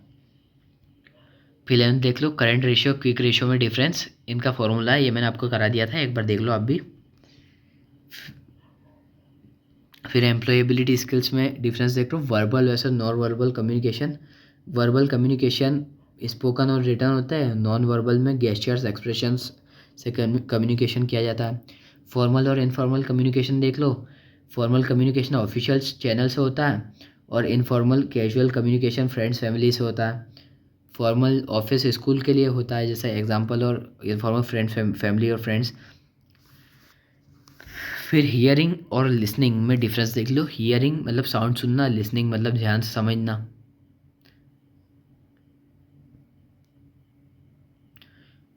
हियरिंग ऑटोमेटिक प्रोसेस है और लिसनिंग एक्टिव प्रोसेस है, क्योंकि कोई कुछ बोलेगा तो हम तो ऑटोमेटिक हियर तो कर ही पाएंगे ना। और लिसनिंग, अगर हमको कुछ समझना हो, कुछ ऐसी चीज़ हो समझने लायक, किसी बात पे ध्यान देंगे तब समझ पाएंगे, तो एक्टिव प्रोसेस है। फिर मोटिवेशन और इंस्पिरेशन में डिफरेंस है। मोटिवेशन का internal drive to achieve goal, inspiration external influence जो मोटिवेट करता है। फिर 16th आता है जॉब वर्सेस बिजनेस। जॉब मतलब फिक्स्ड सैलरी के लिए काम करना, बिजनेस मतलब ओन वर्क, खुद के काम के लिए प्रॉफिट और रिस्क दोनों कम होता है।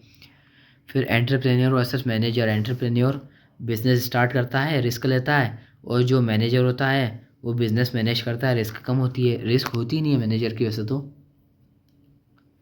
फिर रिन्यूएबल और नॉन रिन्यूएबल रिसोर्सेज। रिन्यूएबल जो नेचुरल रिसोर्सेज होता है और नॉन रिन्यूएबल जो रिसोर्सेज लिमिटेड होता है। रिन्यूएबल का एग्जाम्पल सोलर और विंड, नॉन रिन्यूएबल का कोल और पेट्रोल।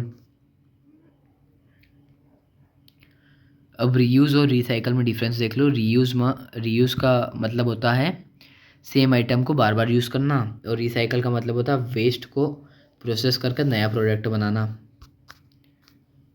इंटरनेट वर्सेस इंट्रानेट, ये बहुत इंपॉर्टेंट टॉपिक है। इंटरनेट आपको पता, public network, global access, information और सर्विसेज को इधर से उधर पहुंचाता है इंटरनेट। और इंट्रानेट जो होता है वो प्राइवेट नेटवर्क होता है, ऑर्गेनाइजेशन के अंदर यूज़ होता है। तो इसी के साथ हमारे डिफरेंसेस भी ख़त्म होते हैं।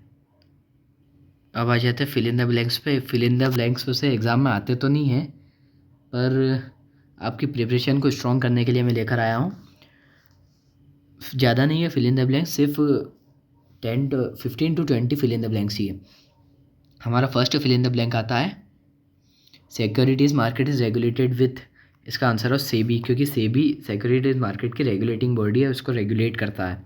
फिर सेकंड आता है न्यू सिक्योरिटीज़ आर इशूड, नई सिक्योरिटी प्राइमरी में और जो एग्जिस्टिंग सिक्योरिटी है वो सेकेंडरी में।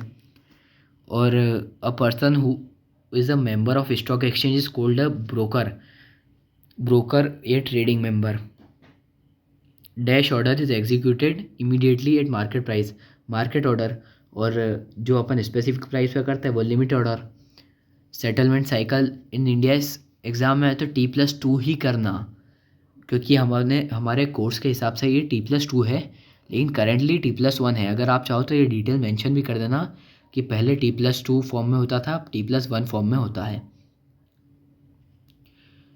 फिर the process of calculating obligations is called clearing, final transfer of securities end funds is called settlement, derivative derive value from underlying asset, a contract that must be executed in future is called as future contract, right to buy is called call option, right to sell is called put option, current ratio is equals to current assets upon current liabilities, net profit is equals to net profit upon net sales या फिर revenue.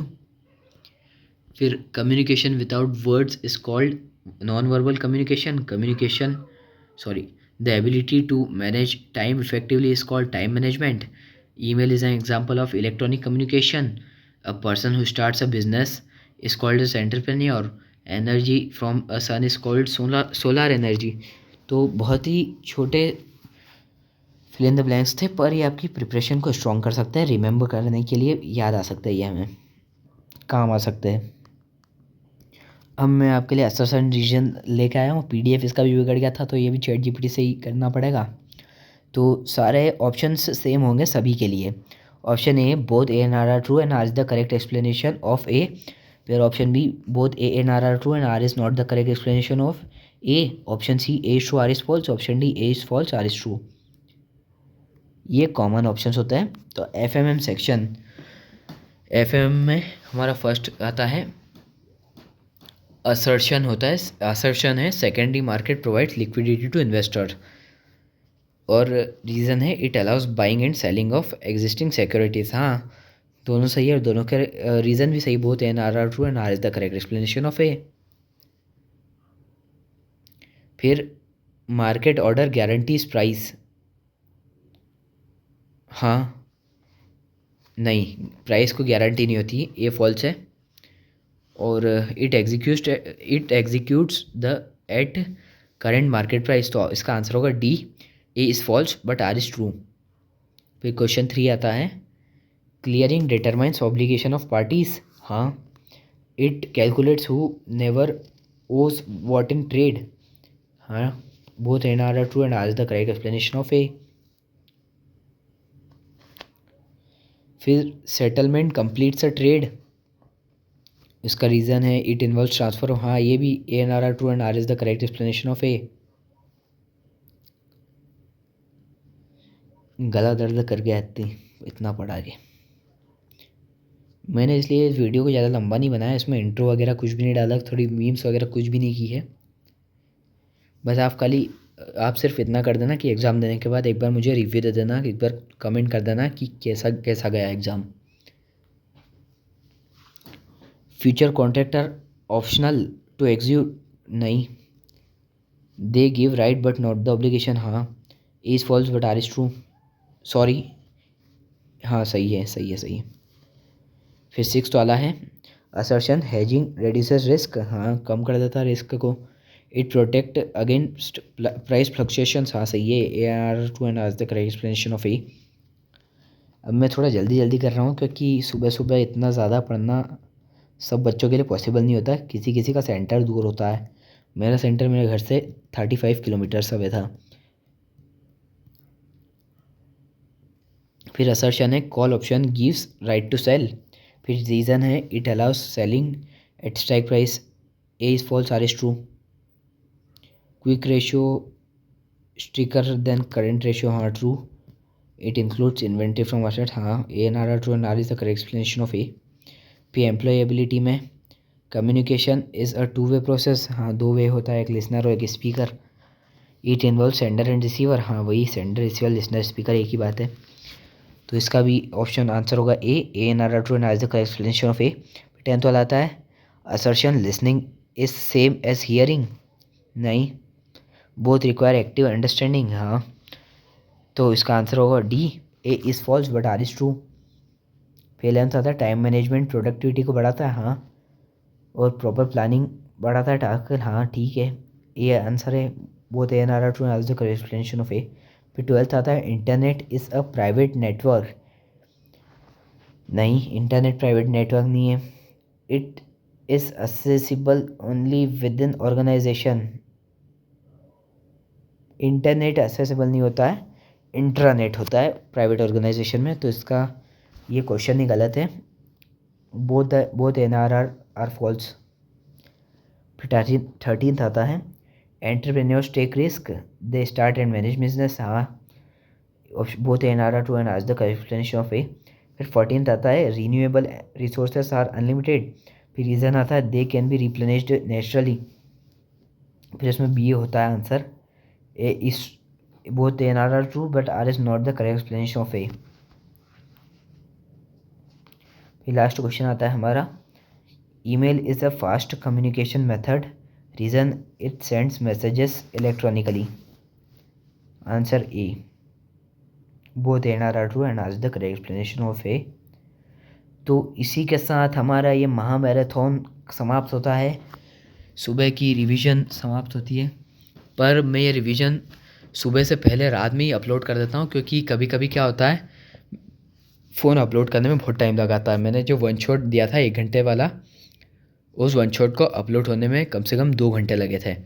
तो अभी time हो रहा है रात के 2:05. तो अभी भी मैं शूट कर रहा हूँ, फिर थंबनेल वगैरह बनाऊँगा, तब तक 2:15 2:20 तक हो जाएंगे. तो best of luck for your exams everyone. और आप सोच रहे होंगे मुझे इतनी नॉलेज क्यों है, क्योंकि मैं बता दूं मुझे बहुत बढ़िया टीचर मिले थे एफएमएम पढ़ाने के लिए.